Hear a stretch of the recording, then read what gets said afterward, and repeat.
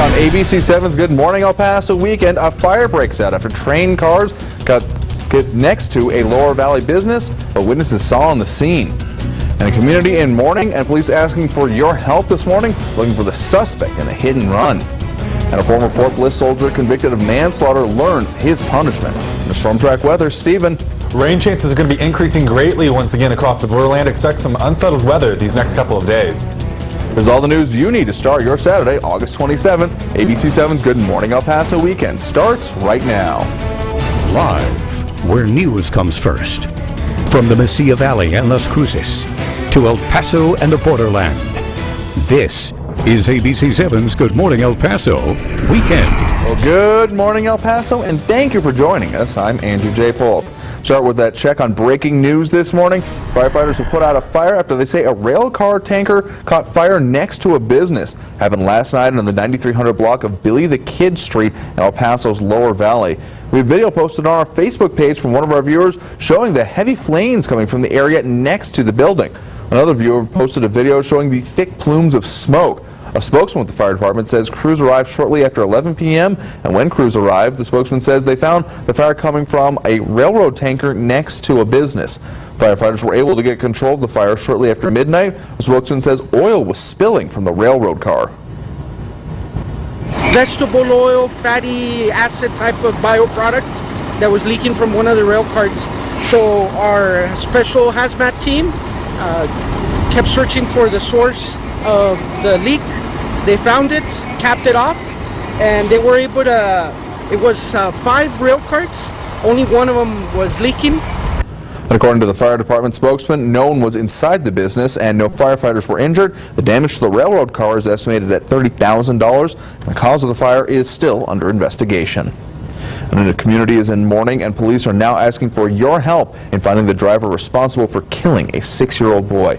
Police say Sebastian Angel Frangoso was struck while riding his bike. He was a first grader at Gadsden Elementary School. The crash happened Thursday night at Putter and 4th Street in Anthony, New Mexico. Police say the driver who struck Sebastian then drove away.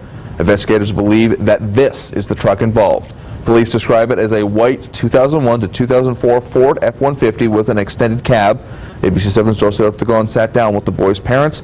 They wanted to share their story in the hopes that it would help them find who was responsible for killing little Sebastian. I want to see him running, but I can't.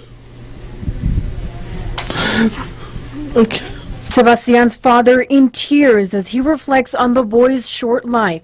His mother holding on to a framed picture of Sebastian, showing us photos of the boy throughout the years. She says he was the love of her life.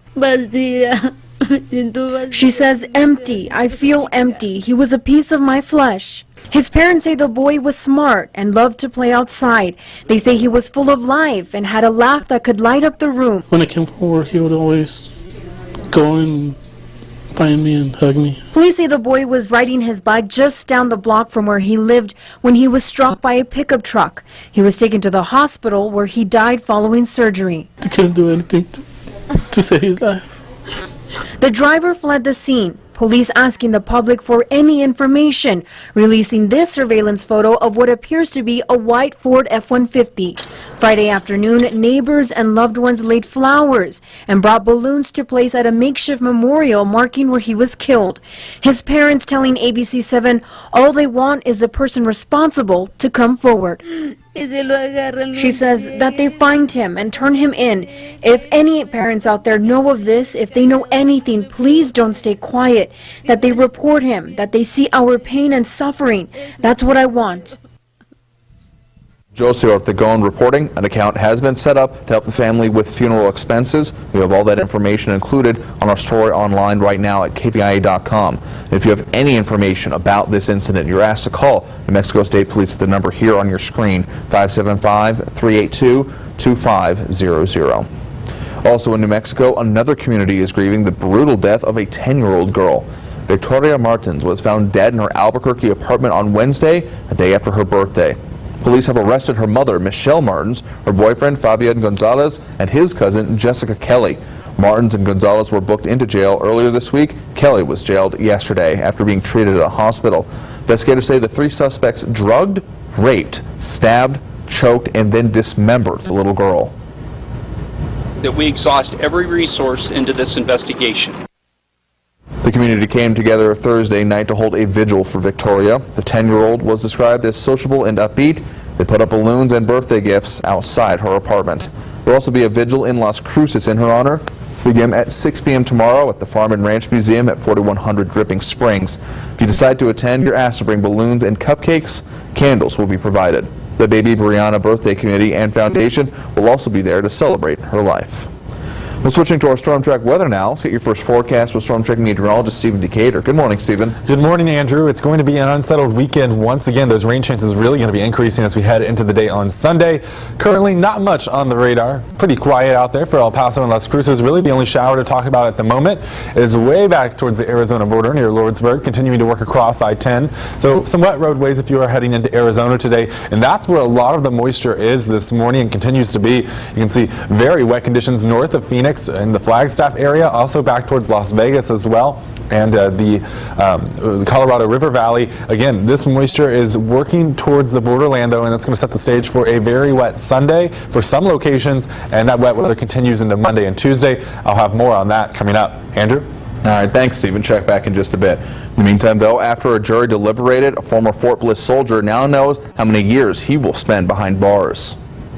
To the authorized receiving agent of the Texas Department of Criminal Justice, where you shall be confined for a period of 20 years. Alberto Mendiola showed no emotion as Judge Marcos Lizarraga read his punishment. As we've reported, Mendiola was convicted of manslaughter in the 2014 death of Anthony Bowler. The shooting happened at the home of Mendiola's estranged wife. During yesterday's sentencing, Bowler's sister had a chance to speak directly to Mendiola. You got lucky that you got manslaughter. But you know what? A divine power will get you, because what goes around comes around. And karma comes 3 times worse than you would ever believe. You know, this is a very tragic case. There are no winners in a case like this. And that was Mendiola's attorney, Joe Spencer. During the trial, Spencer argued that his client suffered from PTSD. Mendiola was also fined $5,000. He'll be eligible for parole after serving 10 years in prison. ABC 7 is still working to find out the cause of a crash that sent 2 people in serious condition to a local hospital. Happened last night around 7 at El Paso's Lower Valley on the 9700 block of Alameda. The El Paso Fire Department says 5 people were taken to the hospital. Fire officials tweeted that at least 2 were in serious condition. We're still working to find out more information. We'll update you on air and online at KVIA.com and our social media as soon as any more information becomes available. An El Paso veteran who was one of the first paratroopers to jump in the D-Day invasion during World War II has been laid to rest.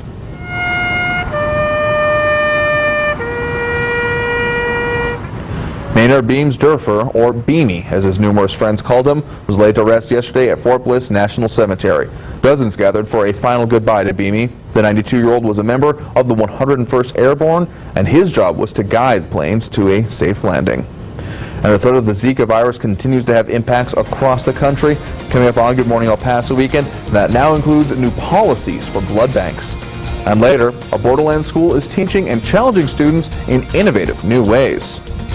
It is 8:08 right now. We're going to take a live look at our ABC 7 traffic systems, showing a couple of slowdowns there on Montana, but otherwise green across the board around the borderland as we look at heading anywhere around for this Saturday morning. And it's Storm Track weather, Stephen. Unsettled weather is returning to the forecast. That means more clouds and cooler temperatures. I'll have those details coming up. You're watching ABC 7, where news comes first.